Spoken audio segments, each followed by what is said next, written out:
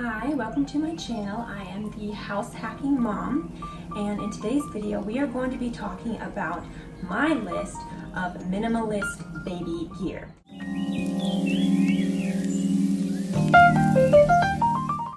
My number one product, my number one item on my baby gear list is a portable bassinet. Now, we used the Rock and Play, which actually ended up getting recalled, so disclaimer, please do not buy that product because it was recalled for good reasons. But we actually loved our Rock and Play. It worked fabulously for us, and my favorite things about it were that it was completely foldable, compactable. I could either slide it under the couch, I could prop it up really small on the wall. It was lightweight. I could carry it up and down the steps. Even right after having a baby, I had no issues with that. So I really liked my Rock and Play. I know there are tons of different brands of portable bassinets out there. Find one that you like that's not too expensive and is foldable and get something like that. I think it was a fabulous investment. My number two item is a breast friend. Now, this is different from your typical nursing pillows and the boppies that you probably are familiar with.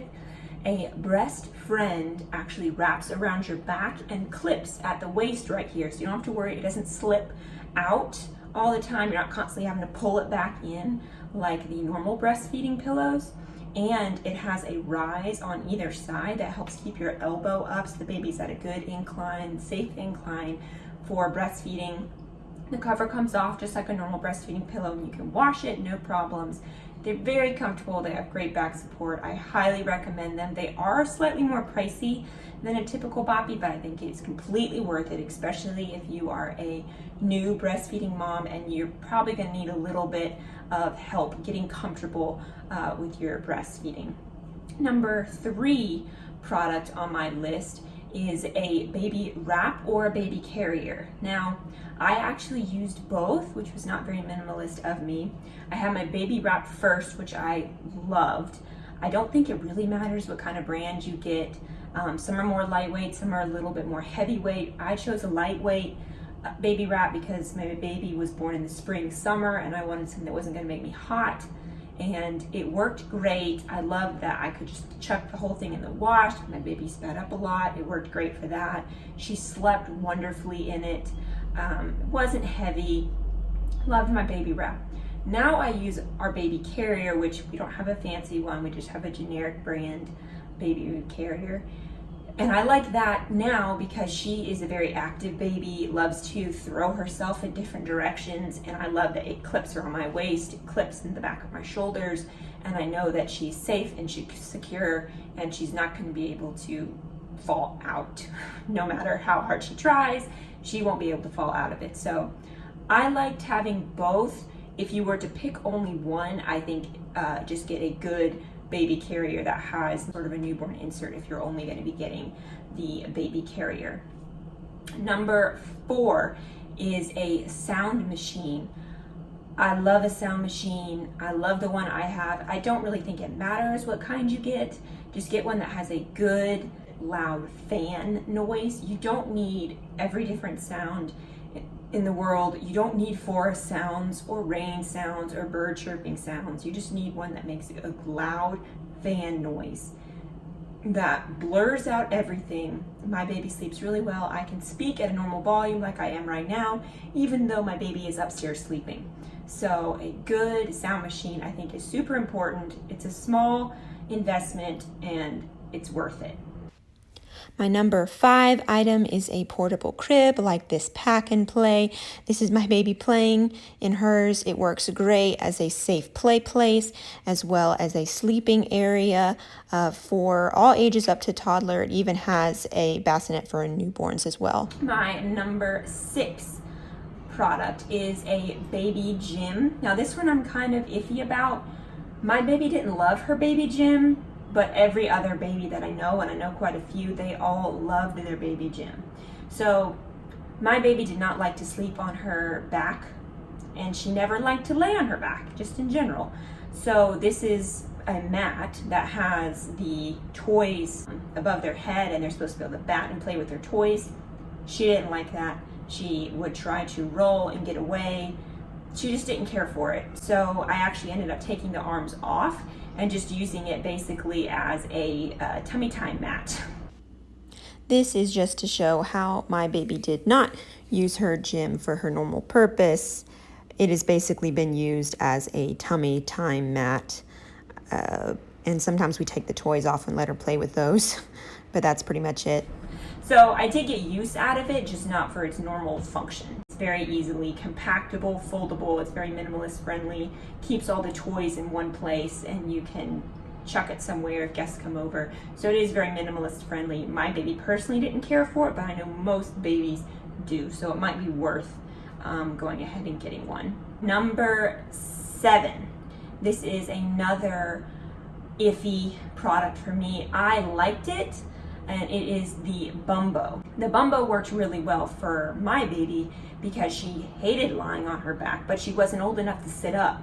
So this worked really well for that middle phase where I could just stick her in the Bumbo. It's not good for a long period of time, and in terms of they grow out of it very quickly. So in that way, it's not very minimalist friendly. I do still use it to bring to friends or family's homes, just to have something safe that I can put her in so I don't have to literally hold her the whole time. It also works as kind of a portable high chair. It doesn't clip to a chair, so it's not safe to put on a high surface, but you can put it on the floor and it works like that. My number 8 product is a space-saving high chair. We live in a small home, and I know a lot of young mothers do live in small homes, so space is precious, and most of us don't use all the chairs at our table anyway, so it works just fine. They are usually cushioned, comfortable. I take the slip cover off all the time, wash it, it works perfectly. So a space-saving high chair is a definite on the must-have list. Number 9 on my list is a activity center, or what we specifically have is an exerciser. This was and still is my baby's favorite baby gear item. She loves it, she can sit in it, she can reach all her toys, she can spin in it. She loves it, and so we use it every single day, multiple times a day. It's probably our most heavily used baby gear item currently.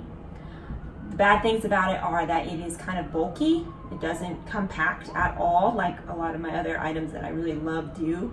So it does take up a decent amount of space, but because it's not compactable, it is very, very sturdy and safe. I can stick her in that, and I know she's not gonna fall out. Nothing's gonna happen. I can put her in that, go to the restroom, whatever I need to do, and she will continue to happily play, and I don't have to worry about it. So an exerciser or some sort of activity center, I think, is a good investment for this phase of baby life. My number 10 item is a humidifier, or a aerosol type machine, and they work great, and they keep your baby's air nice and moist, and it helps to keep them from getting runny noses or stuffed noses and things like that. So now that it's getting to winter time, we're going to be using ours a lot more. My list of do not buys. Number 1 is the highly controversial Danka. Now I can say my sister has one and loved it, but I personally don't think they're not versatile at all. A portable bassinet is wonderful because it's not on the floor. You can put it right up next to your chair or your bed or wherever, and it works great for that convenient height. A Danka either has to be laying on the floor or laying on your bed or laying in the couch, and takes up a lot of space. To me, that is just not that useful. I don't want to have to bend down every time I want to get my baby, and I don't have enough room in my bed or on the couch for the baby to be.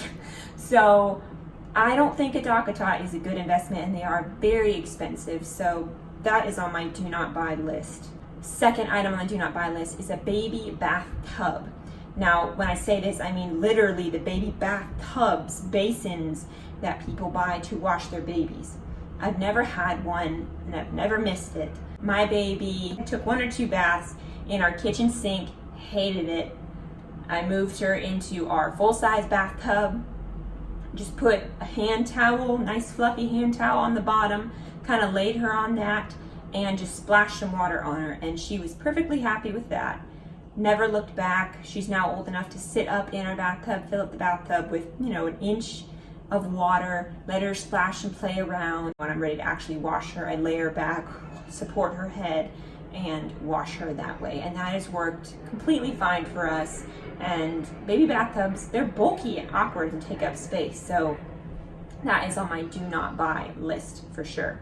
My last item on my do not buy list is a baby jumper, which is one of those bouncy seats that you'll see people put in either a cased opening or a doorway or something. We used one for a very short period of time, didn't like it, we're not keeping it. It's not even good for what it's supposed to do, I don't think. You know, theoretically you put your baby in there and they're happy to bounce around, but you can't entertain them with anything at all. All they can do is just be there. Sometimes there's some little toys around the outside of the little seat, but she didn't like it. She was happy in it for less than a minute and then was bored. So I don't think it's a good investment. In theory, it would work really well because it's collapsible, it's small, it is something a minimalist mindset person would usually gravitate towards, as opposed to an extra saucer, which is big and bulky. But it just doesn't work well and it doesn't keep them entertained. So if it's not actually working, it does not fit into a minimalist list, because then it's just something that's taking up space in your closet. That is my comprehensive baby gear list. If you enjoyed this video, please hit the like button and subscribe, and I will be seeing you soon. Thank you. Bye.